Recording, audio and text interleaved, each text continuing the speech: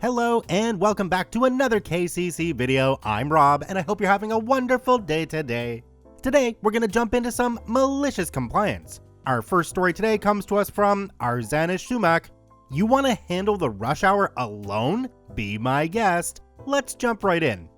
So this happened in 2018 when I was working at a KFC outlet in the UK. Anybody who has worked fast food knows that there are times when the rush hour gets really hectic, especially if your franchise is on a busy street. I worked at this place on the weekends because it was the busiest time for the store and the only time I could take out from university studies. At our busiest, we dealt with about 1,000 customers in a 12-hour workday, with about half of them being in these rush hour slots. I was part of the front of house staff, which meant my job was to take orders, deal with and listen to the customers' questions and complaints, pack their orders, make ice creams and shakes, and hand them out as well. At any given time, I was doing one, two, or all of these jobs together. Since we would get so busy, we had always aimed to have about 2 people on the registers, 2 people packing, and 1 person specifically for handing out the orders by calling out the order number on the receipt. The handing out the orders job was the easiest part and involved literally just standing there, which is why most of our staff used to work that station when they were tired, myself included. Fast forward to 4 months into the job, and one of our old staff members, we'll call her Lisa, comes back to join the team again. She had been working there before I had joined and so knew everyone beforehand. She was also kind of pretty, and this will be important later. Now, before I proceed, I want to say that none of my coworkers had any issues with me, and that my boss loved my work. I was so well received at this job that when I left, they gifted me a guitar as a going away present. I had good English and I'm very friendly, so I was immediately settled in. My coworkers even playfully nicknamed me Skinny and joked around with me all the time. However, Lisa didn't like that because she could see that I was the center of attention due to my hyper energy. One fine Saturday, I go into work and realize that I've been made responsible for the part of the front of house process, which is to yell out order numbers and give the customers their food, dealing with anything that might be wrong or missing. Fair enough, I had a really busy Friday and was hoping for something easy to do. I spent the first 6 hours of my shift doing this job, and after the staff for the first half of the day left, I decided to help the remaining staff out until our coworkers for the second half of the day came in. In comes Lisa for the second half of the day, and she's been made responsible for packing the orders, which is probably the most taxing job. This part of the workflow is so taxing that it always has at least 2 people handling that station. We were short-staffed that day, and so Lisa was tasked to do this job alone, which was probably not the best decision by my manager. However, since she had worked here before, he trusted her to get the job done. We also had a rotation for our posts, and it was her turn to handle that section that day. As if by some stroke of luck, rush hour started right as she came in, so she didn't even have time to prepare herself. What's even funnier is that she came in with a bad mood, so she definitely didn't want to work that day. Now, one important detail here is that we have a large screen right above the packing section that the customers can see, which displays their orders with the details of their order and the order number displayed on it. Customers can have a look at that and be patient as they wait for their orders to be rolled out. Once an order is successfully completed, the order disappears from the screen, allowing the rest of the orders to be bumped up the priority list. This screen also had a timer on each order, which should under no circumstances be allowed to go over 7 minutes. If that happens, the timer turns red, alerting us to work faster. Usually, the screen is not supposed to go beyond 7 orders at a time, but it has enough functionality to display up to 15 orders. Now, Lisa was trying her best, but as the rush hour increased, the amount of orders waiting went up exponentially, and the customers started to line up.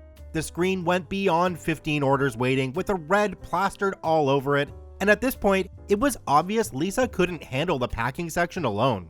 One of my coworkers nudged me to go and help her out, since I was basically doing the easiest job just standing around. I decided this was for the best, so I walked up and started packing orders next to her. As I did so, she stopped doing the packing, looked me dead in the eyes, and with the most threatening look said, "Go do your own job." I tried to be nice as usual and explained to her kindly how crowded it was getting, but it was obvious that she didn't want to listen. Not wanting business to be affected, I decided to go alert my manager. But just as I was about to go ask him for some advice, she says in the most condescending tone, "I don't know why you're trying so hard to work next to me, but it's honestly creepy and you should stop." Now, I will admit, I'm an average-looking guy, definitely not in her league, but she was under some sort of misconception that I had somehow developed feelings for her. She was probably used to guys running after her and placed me in the same row without even getting to know me, which I found incredibly disrespectful. When I realized she was thinking I was some sort of simp, all my will to want to help her flew right out of the window. I casually walked back to my station and grinned, knowing what was about to unfold.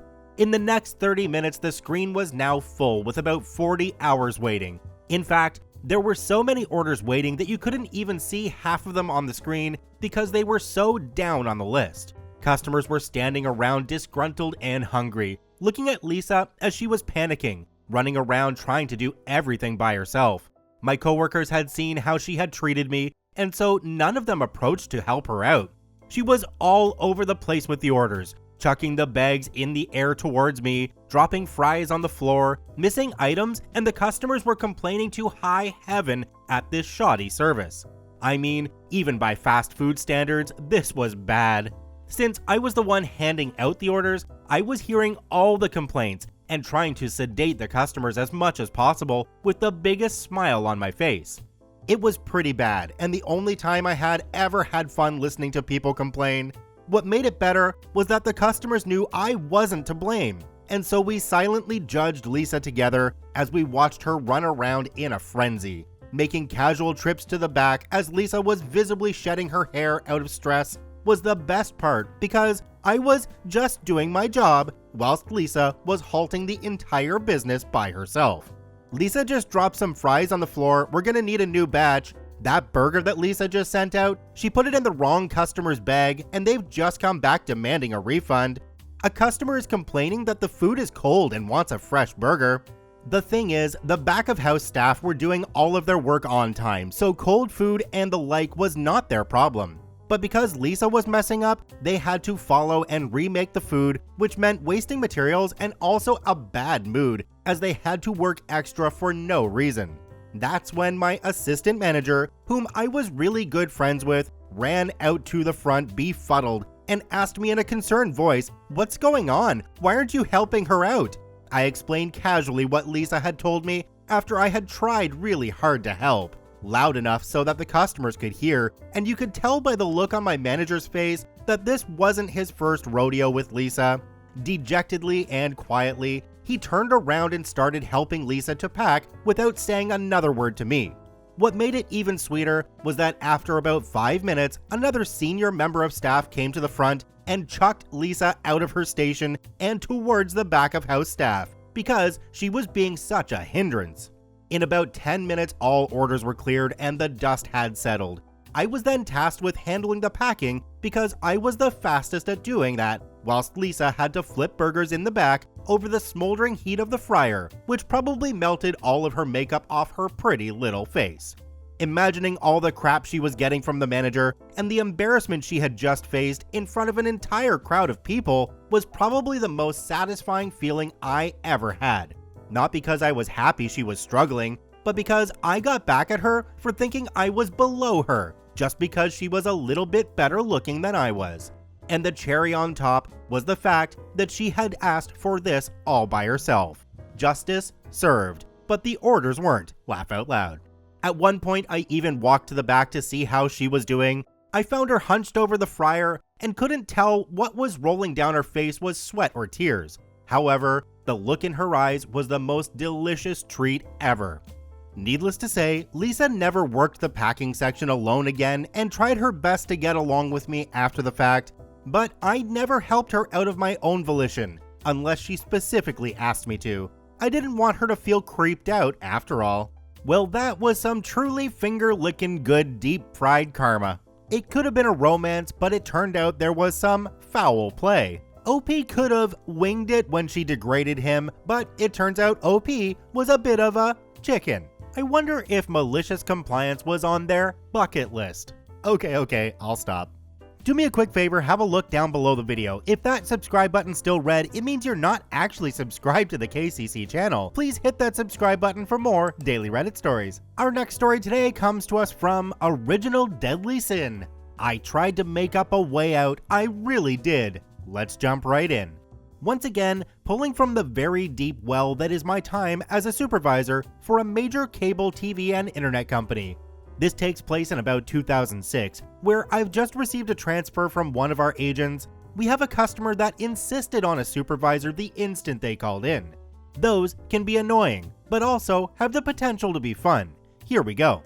This guy starts off by spending the first 10 minutes giving me crap because his wife tried to call in earlier for help, and we wouldn't help her because her name wasn't on the account. Well, that's the policy, and no amount of "you should know she's allowed because she's my wife" will change that. It's just a full-on rant about how dumb our policies and agents are for causing him all of this trouble of having to call in with her, over and over in a circular profane complaint. I don't end calls for profanity. It means they're going to be the interesting calls that I like. Eventually, I finally get the info I need to get into the account, including security verification from him. Now, my wife's trying to install that free antivirus you guys have on your website, but it says it needs the bleep company name email address to do it. I don't have one of those, so you need to figure out how to make this work. She's right here on the line with me, and we're both staying until we get this beep program installed. Yes, we were giving away an antivirus program, or at least a year of it, free to our customers in some partnership with one of the bigger companies in that field. Sir, you do have one of those. It's created by you when you first sign up, but that was a few years ago, so you might not remember it. That's no problem. I'll look it up for you. I don't remember signing up for that. You guys probably bleep it up somewhere. Like I said, no big deal at all. I'll help you through it. You can change it if you want, or never use it again after this, or whatever you want. Now, I found it, and it does say it was set up by the customer, and it looks like it's been used a lot, just not in a year or so. For security reasons though, I shouldn't give it to you while she's still on the line. Could you possibly have her leave the line for just a few seconds? This is not true, but you'll see why I tried. I told you already, she's my wife. She can do whatever she wants with this account. Can't anybody there listen and do their bleeping job? She's got a pen right here and she'll write it down, and then we'll see about installing the bleeping antivirus. You're sure I should say your address out loud while she's on the phone? Yes, this is getting ridiculous, you know that? Just bleeping tell us. Okay, the address you set on this account is secretgaylooking-for-more at companyname.net. Not the actual address, I tamed it down a bit for Reddit. Female voice for the first time all call. Again? Are you And right there, the call drops. I forgot to save the account number so I could look it up later and see if anything more happened, but I can't imagine. Wait, again? Is this something he's done before and been caught? Or maybe a previous husband of hers had the same issue? OP, you need to call them back and find out for us, please. Our last story today comes to us from I Am Psycat. Strictly stick to the work hours and top an hour extra? You have it, boss. Let's jump right in. This happened just before I quit my last job some 4 years ago. I was working with the largest IT company in my country. It is known for being employee-friendly with very relaxed working hours and good perks and emoluments. However, the delivery head of our project, our boss, had a totally different outlook. Officially, we were supposed to work from 9 a.m. to 6 p.m., but nobody stressed about it because clocking in a total of 45 hours a week was the only compliance required. Personally, I like to work till late, less traffic while returning, so I'd go to work by 10:30. The client never used to bother us before 11. Not very disciplinary on my part, I know, but that was the general trend in that company. This boss guy suddenly decided to become a draconian about punctuality in office hours. Everyone is expected to be at their workstations by 9. Nonetheless, all of us complied, saying if 45 hours is the only rule, so be it. Cue Malicious Compliance 1. Now, since in my team I was the last person to leave every day, I had voluntarily taken up a few extra technical responsibilities that needed to be addressed only after everyone signed off and after the client was done for the day, which was never before 8. As you can guess, it immediately became chaotic when I began, reaching at 9 and leaving at 6 every day. Needless to say, the boss was helplessly out of his wits and had to stay back himself most of the nights for a week to wrap up the closing tasks. Yes, he always used to leave by 6 before this. He was neither much acquainted with the SOPs, nor could he gather aid from any of his staff, so he really found himself in a mess.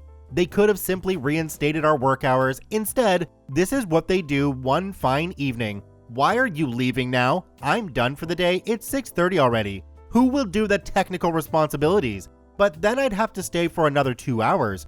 Okay, let's see. During the last 1 month, you have come to work after 10 every day. That's 20 to 22 hours of deficiency. I couldn't decide if I should laugh or be infuriated at his nonsensical statement. But I've worked till 8:30 p.m. every day, so not only that's incorrect, but I've actually worked 20 to 22 hours more, for which I should claim overtime payment. Then why didn't you? Dismissing. Anyway, that's a separate topic altogether. From tomorrow, you're either coming in an hour early or staying an hour late, for a whole month to compensate for your deficiency. Cue malicious compliance number 2. At that time, I was preparing for another high-paying job in the government sector that requires an immensely tough competitive exam to be cleared, for which I needed to put in a lot of effort and time into studying and researching. The exams were due in a month, and I was struggling with the latter, as I used to return late. So I saw this as the optimal opportunity, a kill two birds with a stone situation. I decided to comply. Well, I began to clock in at 8 every day, study and research vigorously for an hour without any disturbance, using the company's internet, printer, stationaries, and whatever other utilities required, and managed to be ready with my work by 9. For a whole month, I fueled my exam preparation from the company's resources, and yes, I claimed full overtime payment too. To be honest, a lot of times I used to feel guilty about this, but the pleasure I got from submitting my resignation letter after I got the job I was preparing for was a wholesome, out-of-the-world feeling.